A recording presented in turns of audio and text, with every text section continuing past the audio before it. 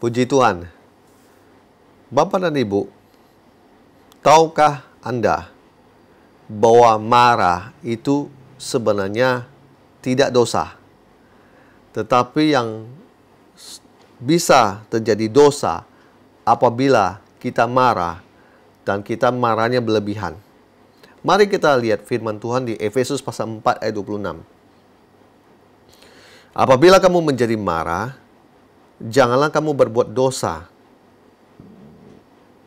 Janganlah matahari terbenam sebelum padam amarahmu.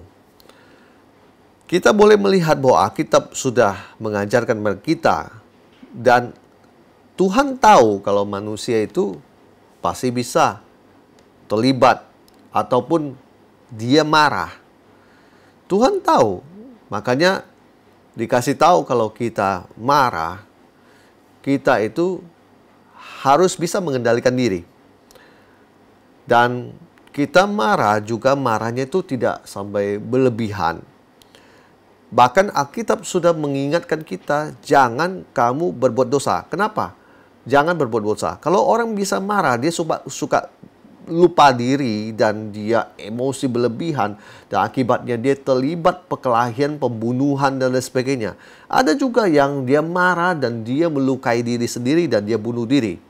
Dan saya boleh melihat banyak kasus yang ada lewat orang marah, pasangan yang marah sampai istrinya bunuh suaminya ataupun suami bunuh istrinya. Hanya karena apa? Marah. Bapak dan Ibu, Tuhan mau kita tahu firman Tuhan dan kita jangan terjebak oleh iblis untuk melakukan dosa. Ketika kita marah, kita harus tahu ada batasnya. Kita marah, selesai kita marah, kita harus berhenti marah.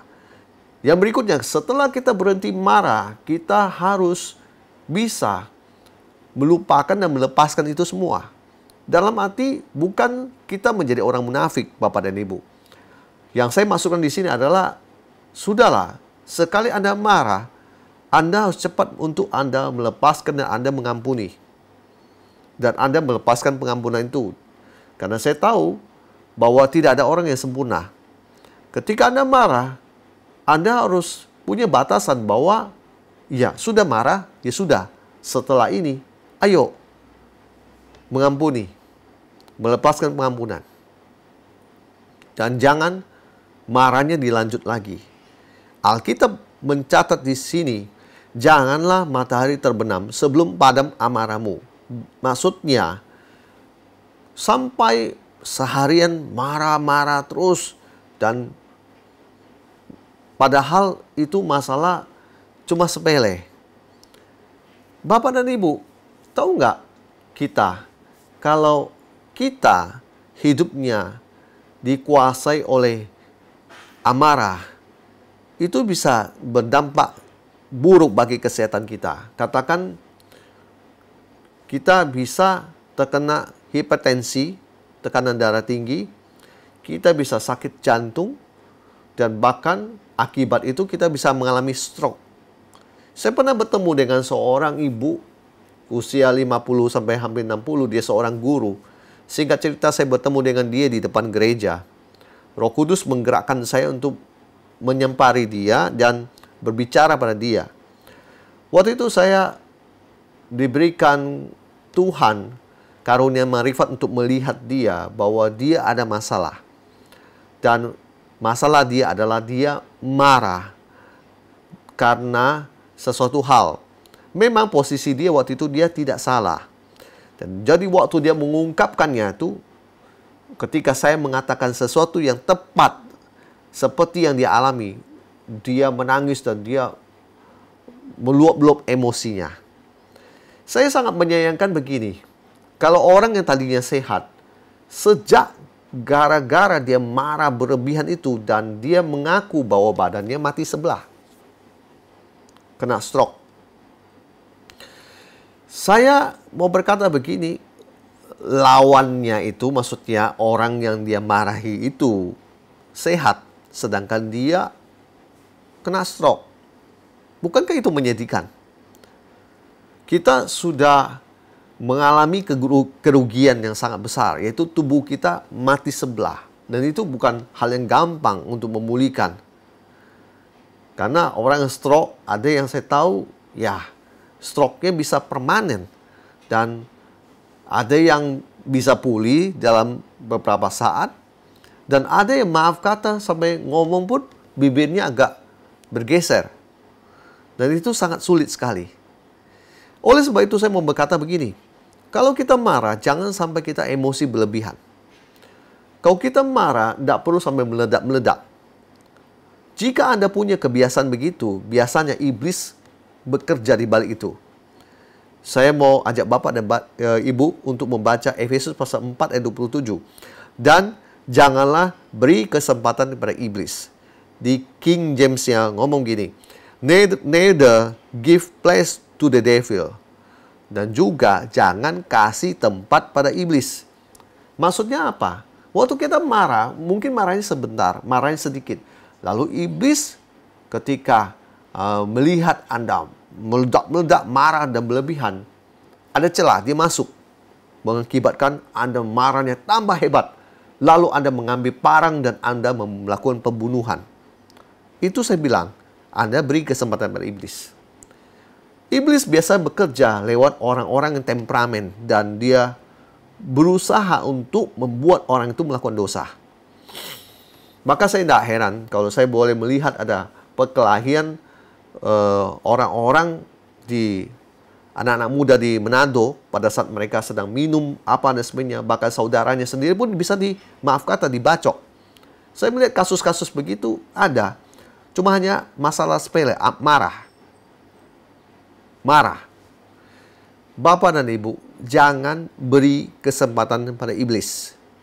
Apabila Anda tahu Anda punya sifat gampang marah, temperamen dan sebagainya, perhatikan firman Tuhan ini. Jangan beri kesempatan pada iblis. Jangan Anda pada akhirnya menyesal dan Anda duduk di sel, di penjara. Anda harus tahu bahwa Tuhan memberikan Anda hidup, Anda yang menjalaninya. Pilihan ada di tangan Anda. Bapak dan Ibu, kalau Anda bertanya, lalu bagaimana cara untuk mengobati orang yang temperamen, suka marah, dan sebagainya? Pertama begini. Firman Tuhan berkata di Efesus pasal 4 ayat 31. Segala kepahitan, kegeraman, kemarahan, pertikaian, dan fitnah dengan baik hendaklah dibuang dari antara kamu.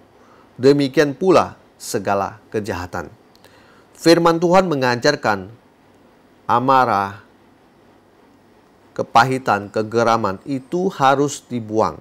Caranya, waktu Anda sedang marah hebat dan sebagainya, Anda pergi jauh, Anda masuk ke toilet dan Anda berdoa untuk hati Anda yang sedang panas. Dan Anda berdoa sendiri supaya iblis tidak masuk dan menguasai Anda. Anda berdoa supaya Anda jangan melakukan dosa. Anda berdoa supaya hati Anda diberikan kasih oleh Tuhan. Dan waktu Anda berdoa, Anda harus berkata, di dalam nama Yesus, semua amarah, emosi apapun, saya buang sekarang dalam nama Yesus. Karena pada kenyataan saya lihat orang menahan diri, tidak membuktikan bahwa dia berhasil. Yang ada adalah sesuai firman, itu harus dibuang keluar dari hidup kita. Itu harus dibuang keluar dari hati kita. Bukan menahan diri. Anda menahan diri, itu akan seperti ibarat bom waktu. Kapan tunggu dia akan meledak. Sekali meledak, saya tidak heran kalau ada orang ngomong, oh, kita tidak menyangka. Ternyata dia sekali marah, dia meledaknya luar biasa. Oh, ternyata apa? Suaminya pendam kepahitan, kegeraman, amarah terhadap istrinya. Sudah bertahun-tahun lamanya dia timbun, dia simpan. Pada saat sebuah masalah sepele terjadi, langsung meledak. Kenapa? Karena dia simpan, dia pendam. Tidak ada yang perlu disimpan, tidak ada yang perlu dipendam. Yang ada harus dibuang keluar dari hidup kita. Jangan simpan amarah, jangan simpan kegeraman, jangan simpan emosi masa lalu yang pahit. Buang semua itu. Firman Tuhan berkata, buang. Yang kedua, begini. Saya percaya dalam hidup saya, sepanjang hidup saya, sebagaimana saya tahu, saya sadar bahwa saya seorang yang temperamen. Hanya darah Yesus yang bisa mengubahkan saya. Saya pernah dalam sebuah situasi di mana saya sangat marah, sampai saya sudah kayak mau dikuasai oleh setan dan melakukan sebuah tindakan yang bodoh. Saya pergi ke belakang, saya mencuci muka saya membayangkan darah Yesus, air yang keluar dari wastafel itu, saya membayangkan itu air adalah darah Yesus. Dan saya bilang, darah Yesus, sucikan saya. Lalu saya cuci muka saya berulang kali.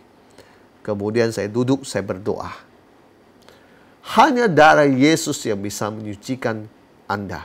Hanya darah Yesus yang bisa membasuh hati Anda yang panas. Hanya darah Yesus yang bisa menghapuskan semua dosa kita. Tidak ada manusia yang sempurna, Bapak dan Ibu. Saya percaya ketika Tuhan izinkan sesuatu hal terjadi dalam hidup kita, dan kita dibuat oleh keadaan itu dan oleh seseorang itu marah sampai berlebihan dan sebagainya, tetap Anda harus ada pengendalian diri, pengendalian hati. Anda harus tahu bahwa itu, kalau Anda melewati itu, Anda salah. Anda bisa memberi celah pada iblis. Dan firman Tuhan sudah mengingatkan kita tadi di Efesus pasal 4 ayat 27. Jangan kasih tempat pada iblis. Bapak dan Ibu, belajar untuk mengendalikan emosi Anda. Belajar untuk Anda hidup tenang di bawah kendali kasih-Nya. Hanya Tuhan yang bisa mengubahkan orang pemarah menjadi orang yang sabar. Tetapi itu pastinya melewati proses tahunan. Tidak ada orang yang dalam waktu singkat langsung berubah karakternya. Pertobatan mungkin saat kita terima Yesus, saat itu juga kita bilang, ya saya mau bertobat. Sekejap begitu saja. Tetapi proses menjadi manusia Kristus itu butuh waktu. Saya percaya Tuhan yang punya acara terhadap kita. Kalau memang dia mau mengubahkan kita, dia akan perhadapkan kita semua yang menguji emosi dan amarah kita untuk meledak. Saya percaya Tuhan yang sama juga akan memberikan kita kemampuan untuk kita bisa menghadapinya dan melewatinya dengan kemenangan. Saya sudah melihat karya Tuhan yang luar biasa dalam hidup saya. Bagaimana dia bisa mengubahkan saya seorang yang temperamen. Kata guru SMP saya bahwa saya seorang pemarah. Ya, memang saya seorang pemarah dan cepat marah. Dan saya sadar bahwa marah itu yang berlebihan itu tidak baik buat kesehatan saya.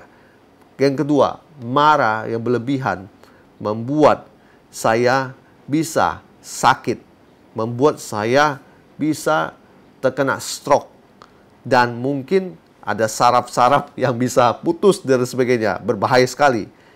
Yang ketiga, marah bisa mengakibatkan saya melakukan hal-hal yang bodoh, bahkan merugikan orang lain. Dan oleh sebab itu saya sadar bahwa kita hidup biarlah kasih Kristus mengubahkan kita dan mengendalikan hati kita. Sehingga kita tidak perlu emosi berlebihan. Sehingga kita tidak perlu menghadapi semua dengan marah. Bapak dan Ibu, saudara-saudari, rekan-rekan anak muda, mungkin saat ini yang sedang melihat video ini. Kalau Anda berkata, saya ini seorang pemarah, persis kayak Bapak Pendeta dulu sebelum tahu firman ini. Maksudnya dulu sebelum saya bertobat. Saya rindu dalam kesempatan ini, saya berdoa buat Bapak dan Ibu. Karena saya tahu saat-saat ini yang Anda butuhkan adalah doa. Saya mau berdoa buat Bapak dan Ibu. Taruh tangan kananmu di dada. Saya berdoa buat Anda. Di dalam nama Yesus, semua amarah dicabut dari hatimu. Dalam nama Yesus, semua emosi berlebihan dicabut dari hatimu. Semua kepahitan dalam hidupmu, dalam nama Yesus sekarang dicabut dari hatimu. Aku berdoa darah Yesus sekarang turun, membasuh hatimu, membasuh pikiranmu, mengubahkan karaktermu yang keras, dan melembutkan hatimu. Hanya Yesus yang bisa melakukan itu semua. Turunlah damai sejahtera, sukacita Allah, menggantikan itu semua dalam hidupmu. Sehingga Anda diubahkan menjadi seorang yang sabar. Tuhan berkati Bapak dan Ibu yang saat ini sedang berdoa. Dan aku berdoa supaya Tuhan mengubahkan mereka. Sehingga mereka menjadi seorang yang sabar dan orang yang penuh kasih. Dalam nama Yesus kami sudah berdoa. Amin. Terima damai, berkat, dan sukacita. Shalom dari kami. Nama Yesus tetap dimuliakan. Haleluya. Amin.